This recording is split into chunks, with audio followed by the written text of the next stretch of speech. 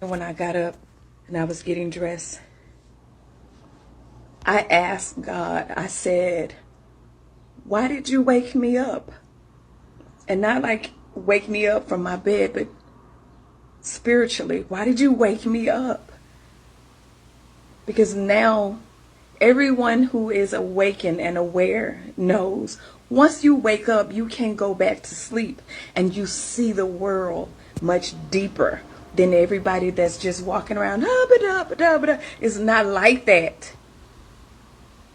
And God's response to me was, I woke you up so that you would not die. If we don't wake up spiritually, you will die.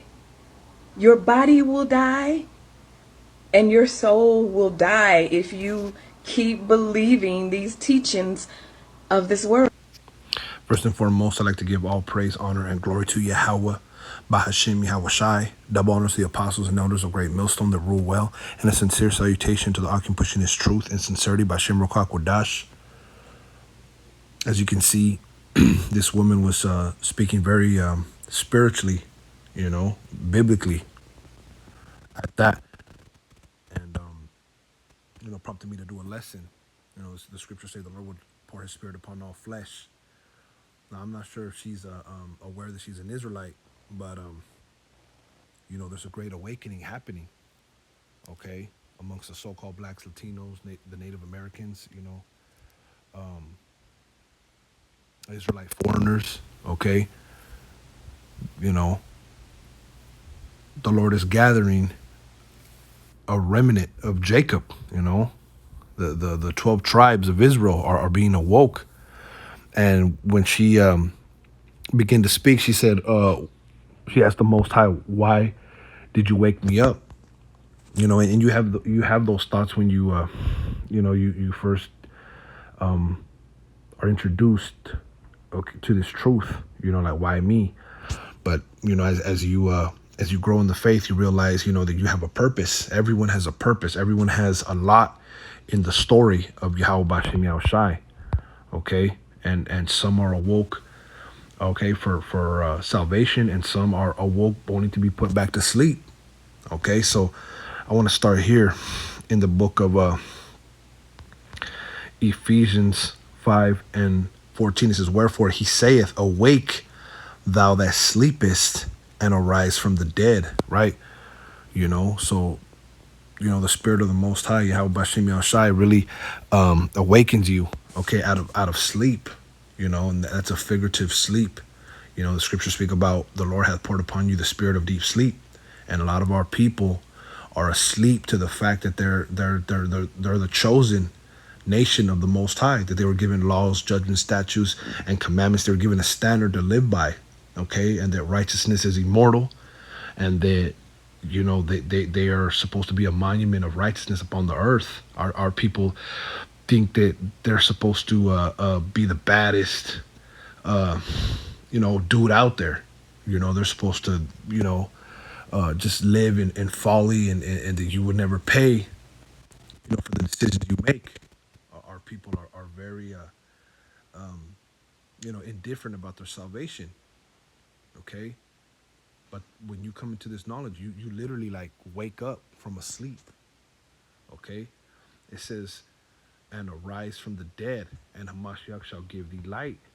Okay, so when you go into this word "dead," it says here, "necros," from apparently primary, a corpse, dead, literally or figuratively. Okay, so you're figuratively, if you don't know you're an Israelite, if you haven't been awoken to the truth, okay, of of the God of Abraham, Isaac, and Jacob, you're figuratively, you're dead. you know and literally, when the Lord reveals Himself to the world, you're gonna be physically dead. Okay, and the lady spoke about that.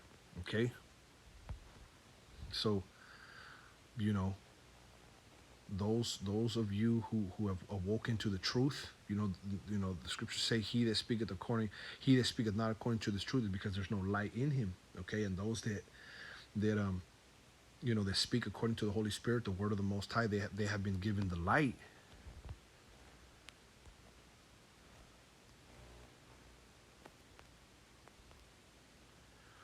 They have been what? It says here to illuminate, figuratively give light, right? There's a light in you. You've been illuminated. You've been quickened. The Holy Spirit has given you a deeper understanding, okay, of the knowledge of the Most High, the Bible, okay? She also went on to say, everyone that wakes up cannot go back to sleep, in a way that's true, okay? Because the Lord has the keys of David, and He openeth and closeth, okay? He can open your mind to this truth, and then He can close it. He can remove that candle from you. He can remove that light from you, okay?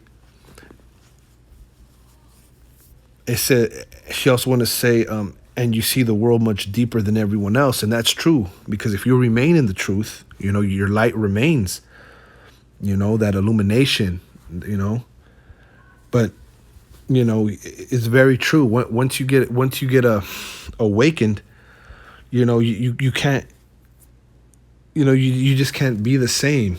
You're never the same,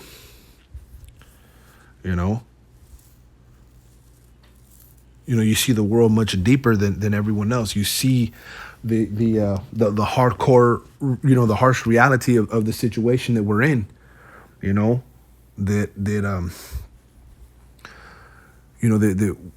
we wasted, time, not knowing who our maker was, that that we were in darkness, that we were blind. Okay. So you can't go back to sleep. You can't go back to the way things were unless the Lord, shuts you out. The Lord rejects you, and only the sincere fear for rejection, to be rejected from the Lord. Okay. It says,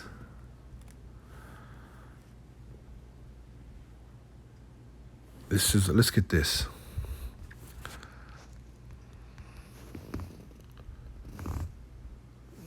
Let's get Romans 13. Wait, Slovakia. Omens. Oh, man. Let's get Romans 13 and 11. It says, and that knowing the time, that now it is high time to awake out of sleep, right?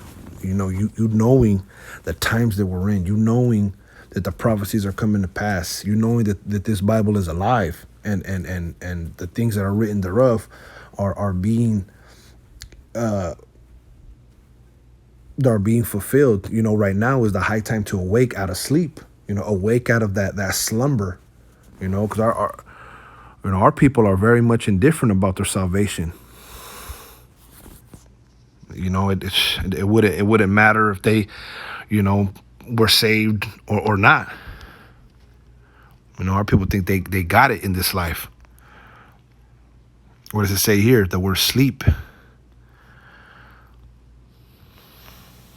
Strong's G 5258. Hupnos.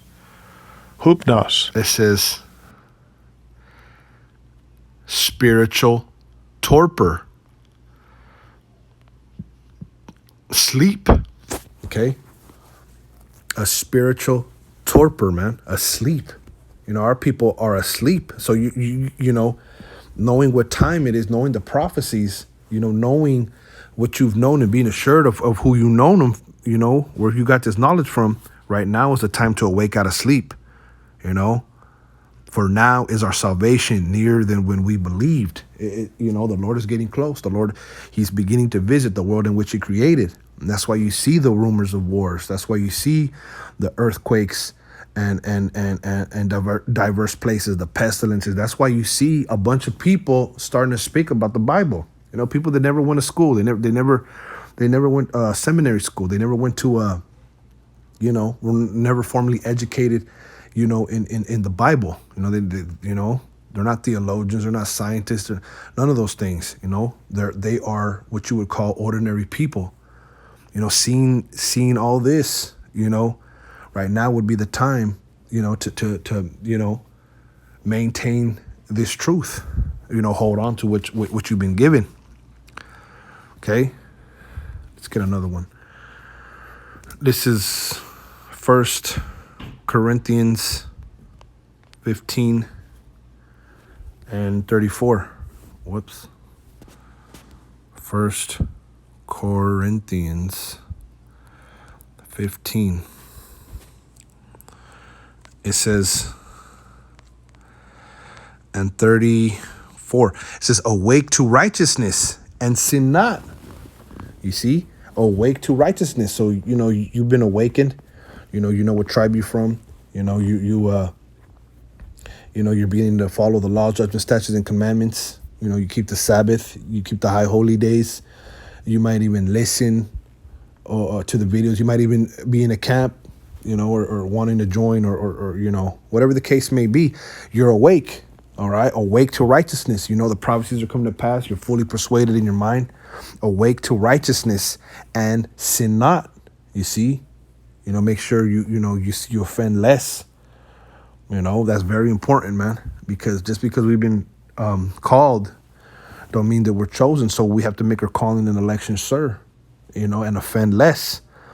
It says, for some have not the knowledge of the Most High. I speak this to your shame. And it's a shame. It's a shame that, it's a shame that our people hate knowledge, that they despise wisdom and instruction, and we don't want to be like that. Okay, we have to, make sure that we're hearkening unto counsel and we're understanding, okay, that we were set up to admonish one another. We were set up to tell each other about ourselves. Okay, that's true love. That not like what you hear in the churches where they just lull you to sleep and just tell you what you want to hear. But you don't know. Only hearing what you want to hear is not going to get you, in the proper fear of the Lord. It's not going to put you in the right spirit. Okay? Awake to righteousness and sin not, for some have not the knowledge of the Most High. I speak this to your shame. A lot of people that are in the churches, you even have some Israelites that are following false leaders, man. This is to your shame because they have not the knowledge of the Most High.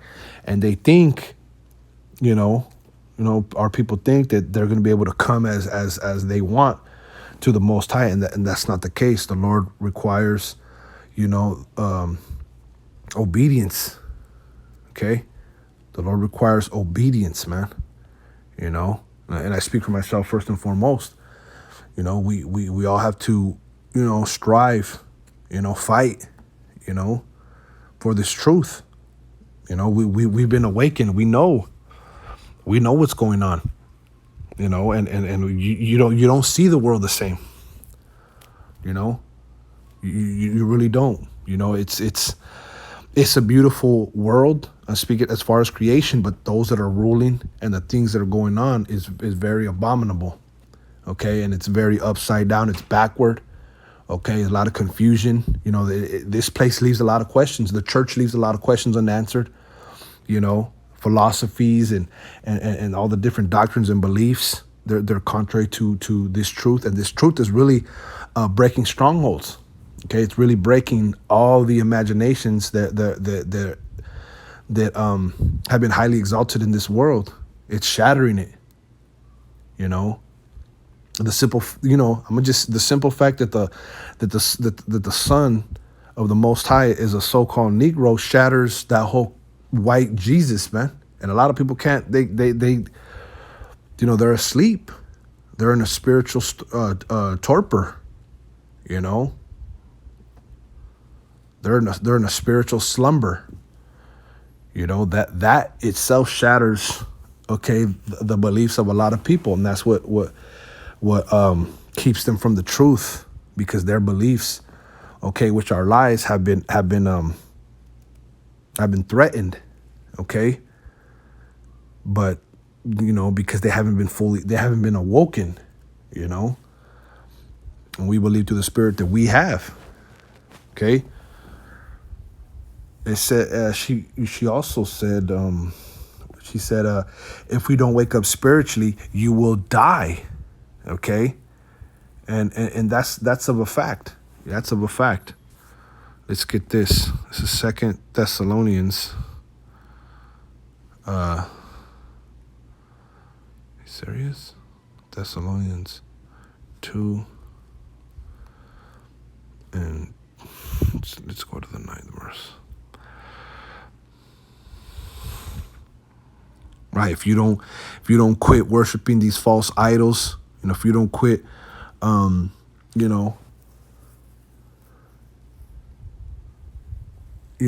If you fail to hearken unto the true word of the Most High, you will pay, a heavy price. Let's see. This is 2 Thessalonians 2:11. And for this cause, the Most High shall send them strong delusion that they should believe a lie. Okay. And there's a lot of delusions out there. There's a lot of things that are just, falsehood. And our people, they base their whole lives on a falsehood, so, and they can't leave it alone. A strong delusion. Let's look up this word delusion. I have to.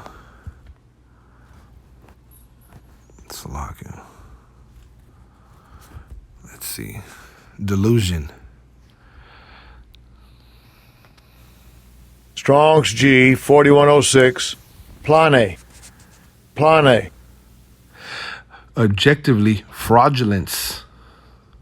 Subjectively, estranged from orthodoxy or piety, deceit, to deceive, delusion, error. Here it is. We're coming straight up the word, okay? And our people, that they believe opposite, This is the original understanding of the word, as whether people believe it or not. Okay, the Lord has set up, leaders upon the earth in these last days. Why wouldn't he? But our people are they believe in something else, and it's a strong delusion. It's very strong in their mind, they refuse to give it up. This is 2 Thessalonians 2:11. And for this cause, the Most High shall send them strong delusion that they should believe a lie, right? Our people, they believe in many lies, that they might be damned who believe not the truth, but had pleasure in unrighteousness, right? So when you don't believe in the truth, and have pleasure in unrighteousness, you're going to be visited for that. They're damned. Whoever does not believe in this truth are damned. Whether they think things are all hunky-dory, for lack of words, really it's unrighteousness. You can't come as thou wilt. You can't believe in what you want. You can't be rebellious and think, you're going to wake up right before the Lord comes. No, it doesn't work like that. That's why, our apostles and elders teach us to be diligent, to examine ourselves, because this truth is very, very serious, very serious. You don't want to be with a strong delusion in the truth. You want to be with the right understanding, the proper knowing the will of the Lord. Okay, because you will die if you're not part of that election. That's how serious, okay, the Most High Yahawashi is. Okay, so I thought this was very spiritual, what the woman had said. And, the Lord said he would pour his spirit upon all flesh. And that's what's happening, This is Romans 11:7. It says, what then? Israel hath not attained that which he seeketh for, but the election hath obtained it, and the rest were blinded. To the world of Israel, the majority of Israel have not obtained what they've been seeking for. What they've been seeking for, the reason, the meaning of life, the truth. Why are we here? What are we to do? Okay, because Israel has that inkling for righteousness that the majority hasn't been given, it hasn't been given unto them. Why? Because the Lord deals with an elect. The Lord deals with the chosen few. But the election hath obtained it. The chosen have obtained it. but the rest were blinded. Let's get this word blinded, and then I'm going to end it out.